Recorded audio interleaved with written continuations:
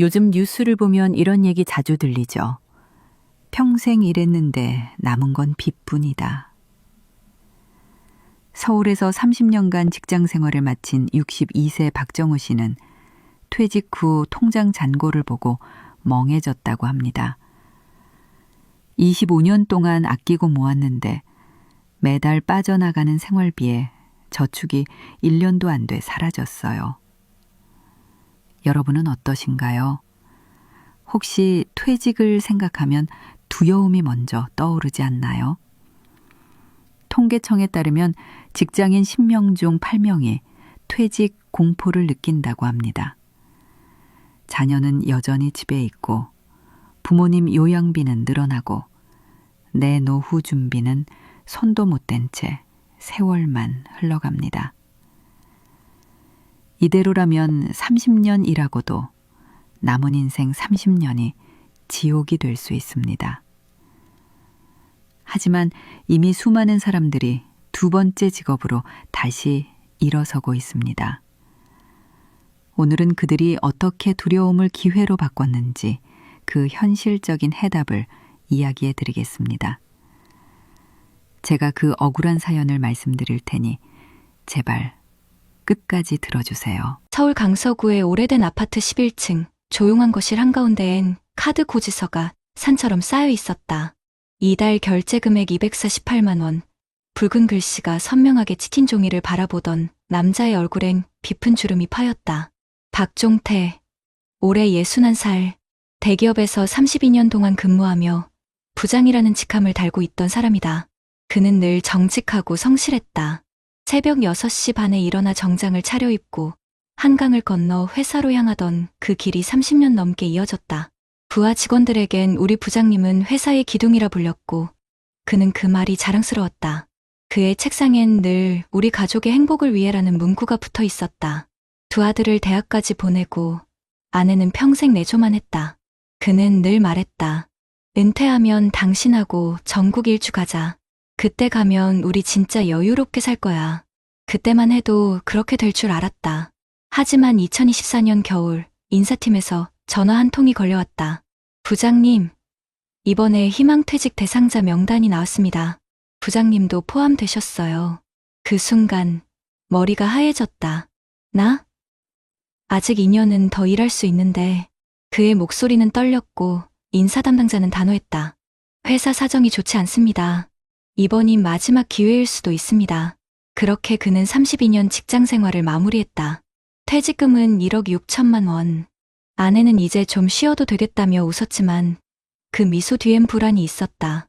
당신, 우리 앞으로 생활비는 어떻게 해? 그는 대수롭지 않게 대답했다. 나도 알바나 자문이라도 해보면 되지. 일단 몇 달은 쉬자. 하지만 현실은 그리 단순하지 않았다. 몇 달 지나지 않아 그의 통장 잔고는 눈에 띄게 줄기 시작했다. 아파트 관리비, 각종 공과금, 자동차세, 그리고 매달 돌아오는 신용카드 결제일. 특히 막내 아들의 대학 등록금이 결정타였다. 아빠, 이번 학기 등록금이 470만 원이래요. 박종태는 아무 말도 하지 못한 채 고개만 끄덕였다. 그는 퇴직 후 처음으로 돈이라는 두 글자가 무겁게 느껴졌다. 매달 400만 원 가까이 지출되지만 수입은 0원. 집에 있는 시간이 길어질수록 그의 존재감은 작아졌다. 아내는 식탁에 밥을 차리며 조심스럽게 말했다. 여보, 이제 진짜 뭐라도 해야 하지 않을까? 이번 달 카드값도 아직 못 냈어. 그 말에 그는 괜히 소리쳤다. 알아. 나도 알아. 내가 놀고 싶어서 이런 줄 알아? 말이 끝나자마자 집안은 무겁게 가라앉았다. 그날 밤, 그는 처음으로 잠을 이루지 못했다. 거실 불빛 아래 카드 고지서를 들여다보며 손으로 얼굴을 감쌌다. 내가 이렇게 될 줄은 몰랐다. 평생 일했는데 왜 이렇게 불안하지? 그의 머릿속에선 숫자들이 끝없이 맴돌았다. 전기세 14만 원, 가스비 12만 원, 관리비 21만 원, 아들 등록금 470만 원. 한 줄 한 줄 계산할수록 숨이 막혔다. 며칠 뒤, 그는 구인 사이트를 찾아보기 시작했다. 하지만 현실의 벽은 냉정했다. 60세 이상 지원 불가, 정년퇴직자 제외, 경력 무관 단 50세 이하. 그는 이 문구들 앞에서 자신이 사회에서 완전히 밀려난 존재라는 걸 느꼈다. 그래도 포기할 수 없었다. 지인의 소개로 한 중소기업 면접을 봤지만 결과는 경력은 좋지만 연령대가 부담스럽습니다. 였다. 그 말이 그렇게 비참할 수 없었다. 그는 다음 날 공원 벤치에 앉아 커피를 마셨다. 옆자리엔 비슷한 또래의 남자 2명이 앉아 있었다. 야, 나도 이번에 나왔어. 58인데 누가 써주냐. 나도 마찬가지야. 집에서는 쉬라는데 쉬면 눈치 보여서 미치겠어. 그들의 대화는 마치 그의 속마음 같았다. 그는 괜히 웃으며 맞장구 쳤다. 우리 세대 다 그렇죠. IMF 땐 젊어서 버텼는데 이제는 나이로 밀리네요. 그 말 뒤로 아무도 웃지 않았다. 집으로 돌아온 그는 아내에게 무심하게 말했다. 나 내일부터 새벽 알바 해볼까 해. 마트 상하차 일인데 뭐라도 해야지. 아내는 말없이 그의 손을 잡았다. 여보, 당신 허리 안 좋아서 그 일은 힘들 거야. 그는 잠시 침묵하다가 작은 목소리로 답했다. 그럼 우리 뭐 먹고 살아? 나라도 움직여야지. 다음 날 새벽 4시 그는 어둠 속을 걸었다. 추운 공기의 입김이 허옇게 번졌다. 마트 창고에 도착하자 젊은 직원이 무심하게 말했다. 아저씨, 저쪽으로 박스 옮겨주세요. 그는 묵묵히 몸을 움직였다. 땀은 쏟아졌고 허리는 이미 비명을 질렀다. 하지만 그는 멈추지 않았다. 내가 이 나이에 이런 일까지 하게 될 줄이야. 그래도 가족은 먹여 살려야지. 퇴근 후 집으로 돌아와 씻고 나니 오전 9시였다. 아내는 조심스럽게 물었다. 오늘 어땠어? 괜찮아. 젊은 애들이랑 일하니까 오히려 기운 나더라. 하지만 그의 두 손은 떨리고 있었다. 그날 밤 그는 소파에 앉아 다시 카드 고지서를 펼쳤다. 결제일이 다가올수록 잔고는 더 줄었다. 딱 한 달만 버티자. 그러나 다음 달 현실은 더 냉정했다. 마트 일은 몸이 따라주지 않았고 결국 그는 허리 통증으로 일을 그만뒀다. 남은 건 50만 원짜리 아르바이트 수입과 200만 원이 넘는 카드 결제금뿐이었다. 그는 문득 아내의 말이 떠올랐다. 여보, 이제 진짜 뭐라도 해야 하지 않을까? 그 말이 귓가에서 메아리 쳤다. 그리고 그 순간 그의 시선이 식탁 위의 낡은 카드 고지서에 멈췄다. 마치 그것이 지금 자신의 인생을 상징하는 것 같았다. 평생 벌었는데 왜 이렇게 남은 게 없을까? 그는 종이를 구기며 중얼거렸다. 평생 일했는데 왜 아직도 빚에 쫓기냐고. 그의 손끝이 떨렸다. 거실 한켠 결혼식 사진 속 웃고 있는 가족의 모습이 눈에 들어왔다. 그는 그 사진을 한참 바라보다가 고개를 숙였다. 그때는 몰랐지. 웃을 때마다 그만큼의 값이 있다는 걸. 그날 이후 박종태는 하루 종일 말이 없었다. 거실 창문 너머로 비가 내리고 있었고 탁자 위엔 아직 치우지 못한 카드 고지서가 젖어가고 있었다. 아내는 조심스럽게 커피를 내오며 물었다. 여보, 병원이라도 가보자. 요즘 허리도 너무 아프다며.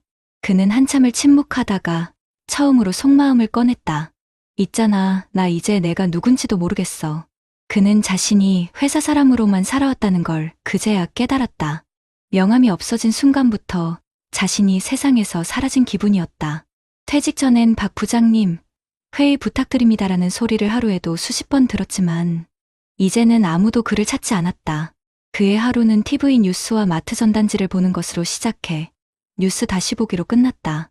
하지만 어느 날 오래된 노트북 알림창이 뜨며 낯익은 이름이 나타났다. 종태 형님, 저 이건우예요. 혹시 시간 괜찮으시면 점심 한번 하시죠. 그는 망설이다가 약속을 잡았다. 퇴직 후 처음으로 누군가 그를 불러준 것이었다. 점심 자리에서 이건우는 예전 부하 직원이었다. 형님, 저도 작년에 퇴직했어요. 근데 가만히 있으니까 더 미치겠더라고요. 그래서 요즘 중장년 대상 재취업 교육 받고 있어요. 교육? 예. 요즘은 정부에서 신중년 제도약센터라고 해서 창업이나 직업교육 지원도 하더라고요. 저도 처음엔 반신반의했는데 막상 가보니 다 형님 또래예요. 그날 저녁 박종태는 오랜만에 노트북을 켰다. 신중년 경력형 일자리, 중장년 재취업 지원 검색창에 그런 단어들을 입력하며 한참을 들여다봤다. 나 같은 사람도 다시 일할 수 있을까? 그는 조심스레 지원서를 작성했다. 그리고 며칠 뒤 구청에서 전화가 걸려왔다. 박종태님, 축하드립니다. 공공기관 사무보조로 채용되셨습니다. 한 달에 120만 원, 주 3일 근무입니다. 그는 잠시 말을 잃었다. 예, 감사합니다. 정말 감사합니다. 첫 출근 날, 그는 구청 복도에서 동년배 동료들과 마주쳤다. 모두가 자신과 비슷한 사연을 가진 사람들이었다. 어떤 이는 은행원 출신, 또 어떤 이는 교사 출신이었다. 서로의 이름보다 퇴직 언제 하셨어요? 라는 질문이 인사말처럼 오갔다. 하지만 이상하게도 그 공간엔 절망보다는 위로가 있었다. 우리 아직 안 끝났잖아요. 다시 시작하면 되지. 누군가의 그 말에 박종태는 고개를 끄덕였다. 그는 다시 일을 했다. 복사기 옆에서 서류를 정리하고 민원인의 서류를 대신 출력해주는 단순한 일이었다. 하지만 손끝에서 느껴지는 종이의 감촉이 이상하게도 그리웠다. 퇴근길에 그는 스스로에게 말했다. 그래, 그래도 내가 할 수 있는 일이 있잖아. 그날 밤, 집에 돌아오자 아내가 물었다. 오늘 어땠어? 그는 미소 지으며 말했다. 기분이 이상해. 월급이 많진 않지만 누군가 나를 필요로 한다는 게 이렇게 기분 좋은 일인지 몰랐어. 아내는 그의 손을 꼭 잡았다. 여보, 당신 얼굴에 예전 그 표정이 돌아왔네. 하지만 그는 여전히 두려웠다. 그의 머릿속엔 앞으로 30년이라는 긴 시간이 남아 있었다. 그래서 그는 결심했다. 남은 인생을 일자리가 아닌 일거리로 채워보자고. 그는 구청 일을 마친 뒤 저녁마다 근처 복지관에서 열린 시니어 창업교실에 참여했다. 거기서 만난 한 강사가 말했다. 중요한 건 돈이 아닙니다. 여러분이 살아온 경험이 바로 자산이에요. 그걸 기록하고, 나누고, 다시 쓰는 겁니다. 그 말에 박종태는 마음이 움직였다. 그는 자신이 쌓아온 30년의 직장 경험을 정리해보기로 했다. 회사 후배들이 몰랐던 협상 노하우, 팀원과의 신뢰 쌓기 같은 주제로 글을 쓰기 시작했다. 글을 쓰며 그는 처음으로 퇴직을 끝이 아닌 새 출발로 느꼈다. 몇 달 뒤, 그는 복지관에서 퇴직 후 일의 의미라는 주제로 짧은 강연을 하게 됐다. 강연이 끝난 후 한 중년 남성이 찾아와 말했다. 선생님 말씀 들으니까 저도 용기 나네요. 저도 이번 달에 명예퇴직인데 솔직히 무섭거든요. 그 말에 박종태는 미소를 지었다. 저도 그랬어요. 하지만 두려움은 나누면 반이 되더라고요. 그날 밤, 그는 집으로 돌아와 조용히 식탁에 앉았다. 카드 고지서 더미는 사라지고 대신 그 자리에 작은 수첩이 놓여 있었다. 표지에는 아내가 쓴 글씨가 있었다. 여보, 당신은 여전히 우리 가족의 기둥이에요. 그는 그 글을 읽으며 눈시울이 붉어졌다. 그래, 나는 여전히 가족을 위해 살고 있구나. 창밖에 봄비가 내리고 있었다. 그는 창문을 열고 밤 공기를 깊게 들이마셨다. 퇴직금 1억 6천만 원은 다 써버렸지만 아직 내 안엔 일할 마음이 남아있구나. 그는 이제 매달 120만 원의 급여와 조그마한 강연 수입으로 살아간다. 넉넉하진 않지만 마음만은 예전보다 단단했다. 가끔 새벽에 깨어 거실 불을 켜면 예전처럼 카드 고지서가 아니라 가족 사진이 그를 맞이했다. 그는 그 앞에 앉아 중얼거렸다. 평생 일하고도 돈은 남지 않았지만 이제는 마음이 남았다. 그리고 그 마음이 앞으로의 삶을 지탱해줄 새로운 자산이 되어 있었다. 이 이야기는 지금 이 순간 퇴직을 앞둔 수많은 사람들의 현실이기도 합니다. 평생 일했는데 왜 이렇게 남은 게 없을까라는 질문은 이제 남은 시간 동안 나는 어떻게 살아갈까라는 답으로 바뀌어야 할지도 모릅니다. 여러분 어떠시나요? 위의 사례는 정말 비참하고 서글픈 인생 아닌가요? 하지만 지금부터 소개해드리는 사례는 정반대의 선택으로 행복한 노후를 보내고 있는 한 남성의 이야기입니다. 경기도 용인시 수지구의 작은 단독주택 마당. 아침 햇살이 포근하게 내리쬐는 그곳에서 67세 김성우 씨는 정원수에 물을 주고 있었다. 손에는 낡은 장갑이 끼워져 있었지만 얼굴엔 평온한 미소가 번져 있었다. 그의 하루는 여유롭고 단정했다. 아침엔 아내와 함께 차를 마시며 신문을 읽고 오후엔 지역도서관에서 중장년 대상 은퇴 설계 강좌를 진행한다. 그는 퇴직 후 성공적인 인생 2막을 살고 있는 사람으로 지역에서 꽤 알려진 인물이었다. 하지만 김성우 씨 역시 과거엔 평범한 직장인이었다. 서울 강남의 한 대기업 기획실에서 35년간 근무했다. 박종태 씨처럼 부장이라는 직함을 달았고 퇴직 당시 나이는 60세였다. 퇴직금은 약 1억 8천만 원. 하지만 그 돈을 한꺼번에 쓰거나 무모한 투자에 쏟아붓지 않았다. 그는 이미 50대 중반부터 퇴직을 예감하고 있었다. 나는 60세 이후가 진짜 인생 1막의 연장선이 아니라 완전히 새로운 2막이 될 거야. 그는 그렇게 스스로를 설득했다. 그래서 퇴직 5년 전부터 준비를 시작했다. 아내에게 말했다. 여보, 이제 우리도 생활비 구조를 바꿔야 해. 소비를 줄이고 은퇴 후 10년을 대비해야겠어. 그의 말에 아내는 놀랐지만 곧 고개를 끄덕였다. 그들은 매달 가계부를 점검하며 지출을 체계적으로 줄여갔다. 주말 외식은 월 1회로 줄였고 자동차는 유지비 부담이 큰 SUV 대신 경차로 바꿨다. 무엇보다 두 자녀에게 등록금은 지원하지만 결혼 비용은 각자 준비해라라고 단호하게 말했다. 그 결정은 쉽지 않았지만 그는 말했다. 내가 부모로서 도와줄 수 있는 건 교육까지야. 그 이후는 각자 인생이야. 그 선택 덕분에 그의 자녀들은 일찍 경제 독립을 했다. 큰아들은 공기업에 취직했고 딸은 대학 졸업 후 1년 동안 준비 끝에 자신의 작은 디자인 회사를 차렸다. 아버지가 늘 말씀하셨어요. 돈보다 중요한 건 계획이다라고요. 딸의 그 한마디에 그는 가슴이 뭉클했다. 퇴직을 앞둔 59세의 어느 봄날, 회사는 구조조정 이야기가 나왔고 김성우 씨는 스스로 희망퇴직을 선택했다.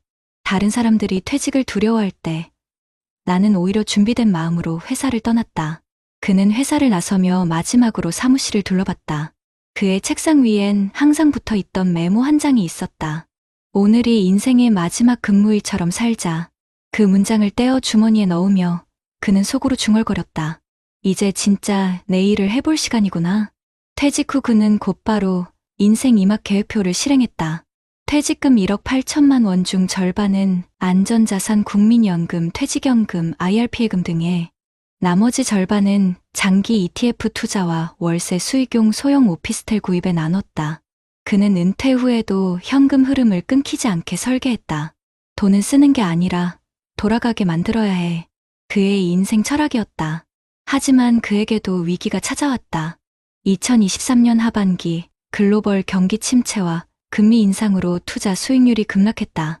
퇴직연금 계좌의 수익률은 마이너스 7%로 떨어졌고 월세 세입자도 잠시 비워졌다. 그는 처음으로 불안감을 느꼈다. 내가 뭘 잘못 계산했나? 그는 밤새 통장을 들여다보다가 결국 스스로에게 물었다. 나는 지금 돈을 불리려는가, 지키려는가? 그는 다음 날 재무상담센터를 찾아갔다. 그곳에서 들은 첫 문장은 잊을 수 없었다. 김 선생님, 은퇴 후엔 돈을 벌 생각보다 흐름을 관리하는 게 핵심이에요. 그는 그 말을 가슴에 새겼다. 그날 이후 그는 ETF 일부를 정기예금으로 돌리고 소형 오피스텔 대신 공유형 오피스 투자로 방향을 바꿨다. 월세는 적지만 공실률이 거의 없다는 장점이 있었다. 그의 변화는 거기서 끝나지 않았다. 그는 지역 평생교육원에서 시니어 금융 리터러시 강사 과정을 등록했다. 퇴직 후 1년 만에 새로운 자격증을 취득했고 지금은 그가 다른 시니어들에게 퇴직 전 5년, 퇴직 후 5년이 인생을 바꾼다라는 주제로 강의한다. 제가 대기업에서 배운 건 숫자였지만 은퇴 후에 배운 건 사람의 마음이었습니다. 그는 강의 중 이렇게 말했다. 돈은 마음의 안정 위에서만 지켜집니다. 불안하면 쓰게 되고 준비하면 모이게 돼요. 강의가 끝난 후 한 중년 남성이 찾아와 눈시울을 붉히며 말했다. 선생님 말 듣고 눈물이 났습니다. 저도 퇴직 앞두고 너무 두려워서 요즘 잠을 못 자요. 그는 그 사람의 어깨를 가만히 두드리며 말했다. 저도 처음엔 그랬어요. 하지만 두려움은 계획으로 이깁니다. 그날 밤 김성우 씨는 자신의 거실에서 조용히 커피를 마셨다. 식탁 위에는 정리된 가계부, 그리고 깨끗하게 납부 완료 표시가 찍힌 공과금 고지서가 나란히 놓여 있었다. 벽에 걸린 가족 사진 속에서 아내와 자녀들이 환하게 웃고 있었다. 그는 미소 지으며 중얼거렸다. 누군가는 카드 고지서에 인생을 잃고 누군가는 그걸 정리하며 인생을 얻는다. 그의 삶은 그렇게 계획과 절제 속에서 단단히 지켜지고 있었다. 그의 노후는 누가 봐도 안정 그 자체였다. 하지만 그 안정은 우연히 얻은 것이 아니었다. 퇴직 직후부터 그는 습관처럼 자신의 하루를 기록했다. 오늘 사용한 금액 28,000원, 점심 외식 대신 도시락, 주식 시장 변동 마이너스 1.5%, 단기 대응 금지. 이런 일기를 7년째 이어오고 있다. 그는 그것을 돈의 다이어리라고 불렀다. 사람들이 나한테 노후 비결이 뭐냐고 물어요. 근데 비결은 딱 하나예요. 돈을 통제하지 말고 돈의 흐름을 읽는 겁니다. 그의 아내 김정희 씨는 미소 지으며 말했다. 젊었을 때는 남편이 늘 메모만 하길래 답답했어요. 근데 지금은 그 덕분에 마음이 너무 편해요. 부부는 지금 매달 약 320만 원으로 생활한다. 국민연금 120만 원, IRP 이자 수익 50만 원, 그리고 김성우 씨의 강의 재취업 활동 수입이 약 150만 원. 둘 다 차를 팔고 대중교통을 이용하며 매주 금요일엔 무료 음악회나 공공문화센터 프로그램을 즐긴다. 돈을 써서 행복한 게 아니라 계획해서 행복한 거예요. 그는 그렇게 말했다. 하지만 이 모든 여유가 처음부터 순탄했던 건 아니다. 퇴직 후 첫 6개월 동안 그는 예상치 못한 허무함을 겪었다. 회사 이름이 내 이름인 줄 알았어요. 명함이 사라지니까 나도 사라진 것 같더라고요. 그는 어느 날 갑자기 자신이 무의미한 사람처럼 느껴졌고, 심지어 하루 종일 소파에 앉아 TV만 보던 시기도 있었다. 그 시절, 아내가 남편을 살려냈다. 여보, 당신은 회사가 없어도 충분히 쓸모 있는 사람이야. 그동안 쌓은 경험, 이제 다른 사람들에게 나눠줘. 그 한마디가 그의 전환점이었다. 그는 바로 시니어 커뮤니티 봉사에 참여했고, 퇴직자 대상 재무 멘토로 활동하기 시작했다. 그곳에서 만난 사람들 대부분이 퇴직금은 있었지만 계획이 없던 사람들이었다. 퇴직금 1억이 인생을 바꿔줄 줄 알았는데 1년 만에 사라졌어요. 그런 이야기를 들을 때마다 그는 마음이 무거워졌다. 내가 이 사람들보다 다를 수 있었던 이유는 단 하나, 준비였구나. 그는 점점 자신의 경험을 정리하기 시작했다. 퇴직 후 5년간 쓴 노트를 묶어 나는 퇴직 후에도 월급이 끊기지 않았다라는 제목의 소책자를 만들었다. 그 책은 지역복지관 시니어센터에서 큰 반향을 일으켰고 지자체의 요청으로 2025년엔 강사로 정식 위촉되었다. 내가 평생 배운 숫자가 이제 누군가의 불안을 덜어주는 숫자가 되었다. 그는 강의실에서 그렇게 말했다. 한 번은 강의가 끝난 뒤 70대 초반의 한 노인이 찾아와 눈물을 글썽이며 말했다. 아저씨 같은 사람 보면 부러워요. 나는 퇴직금 다 날리고 지금도 새벽 택배 일해요. 김성우 씨는 그 손을 꼭 잡았다. 저도 그럴 수도 있었어요. 근데 중요한 건 아직 늦지 않았다는 겁니다. 돈보다 마음을 먼저 바로 세워야 합니다. 그 말을 들은 노인은 잠시 고개를 끄덕였다. 그의 하루는 여전히 단순하다. 새벽엔 근처 산책로를 걷고, 오전엔 아내와 장을 보고, 오후엔 강의나 상담 일정을 소화한다. 저녁에는 동네 도서관 은퇴자 재능 나눔반에서 후배 시니어들과 이야기를 나눈다. 그곳에서 그는 또 다른 인생의 의미를 발견했다. 퇴직 후에도 일은 계속해야 합니다. 돈이 아니라 존재감을 지키기 위해서. 그의 집엔 카드 고지서 대신 여행 계획표와 다음 강의 일정표가 붙어 있다. 매달 10만 원씩 적금을 붓는 여행 통장은 그의 삶의 작은 즐거움이다. 돈이 많아서 행복한 게 아니라 내가 통제 가능한 돈으로 사는 게 행복이죠. 그는 커피 한 잔을 들며 조용히 말했다. 2025년 봄. 그는 부산국제 시니어 포럼에서 강연자로 섰다. 주제는 퇴직 후 10년, 무엇을 준비해야 하는가. 그는 무대 위에서 이렇게 말했다. 저는 퇴직금 1억 8천만 원으로 불안 대신 평안을 샀습니다. 그건 돈을 불려서가 아니라 돈이 흘러가는 방향을 바꿨기 때문입니다. 퇴직은 끝이 아니라 내 이름으로 살아가는 시작입니다. 청중석에 앉은 중년 남성들이 고개를 끄덕였다. 어떤 이는 몰래 눈가를 훔쳤다. 그의 강연이 끝나자 모두가 박수를 보냈다. 그날 밤 서울로 돌아온 그는 마당에 앉아 별을 바라봤다. 옆에 앉은 아내가 물었다. 여보, 당신 요즘 참 행복해 보여. 그는 웃으며 대답했다. 예전엔 퇴직이 두려웠는데 이젠 내일이 기다려져. 늦은 밤, 그는 거실로 들어와 오래된 노트를 꺼냈다. 첫 장에는 이런 문장이 적혀 있었다. 돈은 결국 마음의 거울이다. 불안하면 도망가고 믿으면 돌아온다. 그는 그 문장을 손가락으로 천천히 짚었다. 그때 밖에서 새벽 바람이 스쳤다. 그는 문득 예전 자신을 떠올렸다. 퇴직을 앞두고 불안했던 50대의 자신을 그때의 내가 지금의 나를 만들었구나. 그는 작은 미소를 지었다. 빛바랜 카드 고지서 대신 노트 속 차분한 글씨가 그의 인생을 대변하고 있었다. 이제 그의 하루는 돈에 쫓기던 삶에서 돈을 설계하는 삶으로 바뀌었다. 그는 다시 한번 수첩을 덮으며 속삭였다. 은퇴 후에도 돈이 남는 게 중요한 게 아니라 내가 나로 남는 게 중요하다. 그의 삶은 그렇게 말해주고 있었다. 퇴직 후의 평화는 우연이 아니라 준비의 결과라는 것을. 그리고 그 준비는 퇴직 5년 전에 하루하루를 어떻게 보냈느냐로 결정된다는 것을. 이 이야기는 같은 세대를 살아가는 우리 모두에게 전하는 한 가지 메시지입니다.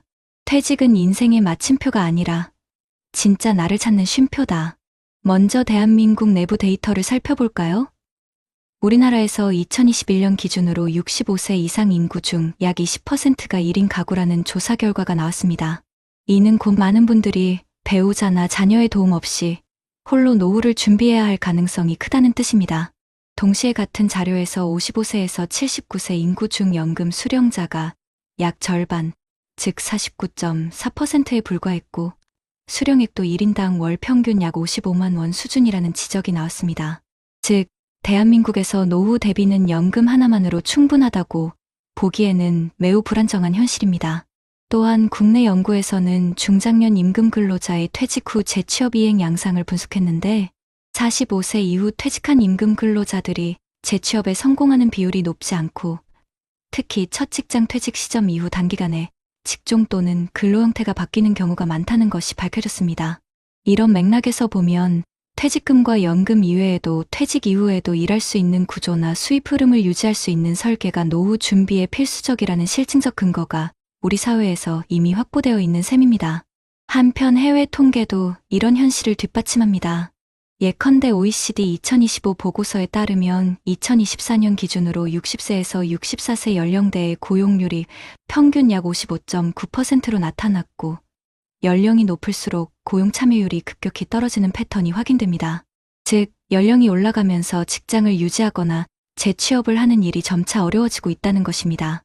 또 국제노동기구 자료에 따르면 55세 이상 노동자들은 단순 실업률이 낮음에도 불구하고 시간제 근로, 원하는 일보다 덜 일하는 상태, 혹은 구직 중이지만 통계상 실업자로 잡히지 않는 잠재구직자 등의 형태로 노동력이 충분히 활용되지 못하는 경우가 대단히 많습니다. 이러한 통계들은 결국 퇴직 후 수입 흐름의 끊김과 일자리 상실 후 회복의 어려움이라는 두 가지 리스크가 중장년 이후 노후 실패의 핵심 축이라는 점을 보여줍니다. 국내 전문가들도 중장년층의 노동시장 이탈을 막기 위해서는 연공 서열형 임금 체계의 완화, 직종 전환 기회 확대, 교육과 훈련을 통한 디지털 역량 강화 등이 필수적이라고 분석합니다. 요컨대 통계와 전문가, 의견이 공통적으로 지적하는 것은 단순히 퇴직금이 얼마냐 또는 연금이 얼마냐만으로 노후가 보장되지 않는다는 사실입니다. 오히려 중요한 것은 퇴직 전후로 어떤 수입 흐름을 유지할 것인가, 그리고 퇴직 이후에도 스스로 존재 가치를 느끼며 일할 수 있는 구조를 갖추는가입니다. 이처럼 앞서 소개한 두 사람의 사례, 하나는 준비 부족으로 고통을 겪었고 다른 하나는 계획으로 흐름을 이어간 이야기는 단지 드라마가 아닌 통계와 연구가 뒷받침하는 현실이기도 합니다. 자, 이제 우리가 마주한 평생 일했는데도 돈이 없는 현실을 넘어서기 위해 정부와 지자체가 이미 시행하고 있는 실질적 지원책 및 해외에서 효과를 보고 있는 제도들을 함께 살펴보겠습니다. 먼저 대한민국 내에서는 국가와 지방자치단체가 중장년과 노년층의 일자리 및 사회활동 참여를 확대하기 위해 다양한 정책을 펼치고 있습니다. 예를 들어 보건복지부가 발표한 제3차 어르신 고용 및 사회활동 종합지원 계획 2023년에서 2027년에서는 초고령 사회 진입에 맞춰 사회서비스 분야와 민간 분야의 노인 일자리 비중을 전체의 40% 이상으로 증가시키겠다는 목표를 제시하고 있습니다. 이처럼 공공과 민간을 통틀어 2027년까지 노인 일자리를 노년층 인구의 10% 수준까지 확대하겠다는 계획이 제시되어 있습니다. 또한 고용노동부에서는 고령자 재취업을 지원하기 위해 법적 기반을 강화해왔습니다. 고령자 고용촉진 및 직업안정법에 따라 기업이 정년퇴직자를 재고용할 경우 인센티브를 제공하고 있고 2022년부터는 고령자 고용촉진 보조금 제도를 통해 만 60세 이상 근로자를 정규직 전환하거나 장기 고용할 경우 기업에 분기별로 지원금을 지급하는 방식이 도입되었습니다. 지자체에서도 이와 맞물려 시니어 인턴십이나 중장년 재창업 지원센터 등을 운영하고 있습니다. 만 60세 이상이 기업이나 공공기관에서 인턴으로 경력을 쌓고 지원금을 받아 경험을 얻을 수 있는 프로그램이 운영되고 있습니다. 이처럼 국내에서는 퇴직 후 제2의 진로를 모색하는 중장년층이 실제로 일할 수 있는 플랫폼을 제공받을 수 있는 구조가 마련되어 있습니다. 그럼에도 불구하고 일이 있어도 임금이 낮고 직종이 맞지 않아 그냥 버티는 형태의 일자리라는 지적이 있는 만큼 우리가 실제로 선택하고 활용해야 할 실천 가능한 방식을 함께 정리해 보겠습니다. 첫째, 퇴직이 임박한 50대와 60대는 퇴직 전 최소 3년간, 퇴직 후에도 일할 수 있는 분야에 대해 사전 탐색과 실험을 해야 합니다. 위 정책들에 따르면 지자체나 민간기관에서 제공하는 인턴십과 재취업 교육 프로그램에 참여하면 비용 부담이 줄어들고 취업 또는 창업으로 이어질 가능성이 높아집니다. 둘째, 기업이 고령 근로자를 고용할 경우 정부 보조금이 있다는 사실을 기억해야 합니다. 기업 입장에서는 인센티브가 있는 고령자 채용이 매력적이므로 이 점을 활용해 재취업을 제한하거나 협상할 여지를 마련할 수 있습니다. 셋째, 창업을 고려한다면 소규모 실험 후 사업 본격화라는 흐름을 국내 제도와 연계해 활용하는 것이 좋습니다.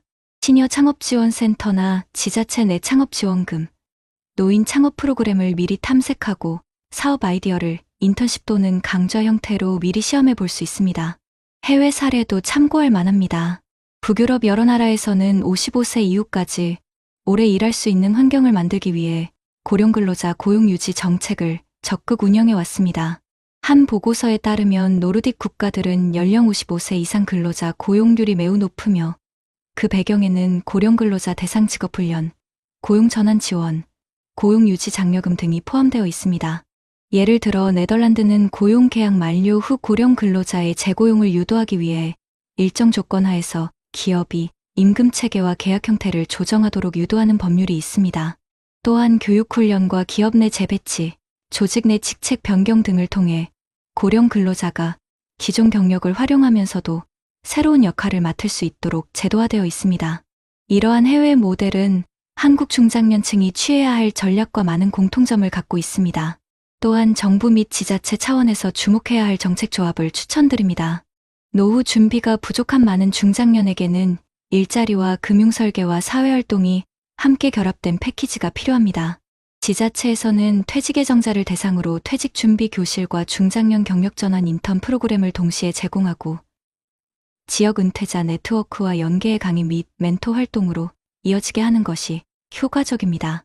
은퇴금은 그대로 두고 월 수입이 계속 나올 수 있는 구조로 바꾸는 것이 핵심입니다. 정부는 고령자 고용 촉진 보조금과 시니어 인턴십 수당 등을 더 널리 알리고 지자체는 지역 맞춤형 골든타임 퇴직 전 3년 프로그램을 집중 운영해야 합니다. 기업은 고령 근로자를 단기 또는 파트타임이 아니라 경력 존중형 역할로 고용할 수 있도록 정부 인센티브를 통해 유도해야 합니다. 마지막으로 중요한 건 자신이 무슨 일을 좋아했나요? 그리고 어떤 상황에서 보람을 느꼈나요? 라는 질문을 스스로 던지고 그 답을 퇴직 전에 조금씩 행동으로 옮기는 것입니다. 위 정책들은 당신이 그 행동을 현실로 옮기는 데 든든한 기반이 되는 제도입니다. 앞으로의 노후는 단순히 돈이 없어 불안하다가 아니라 일이 끊겨 존재감이 사라진다는 공포가 되기 때문입니다.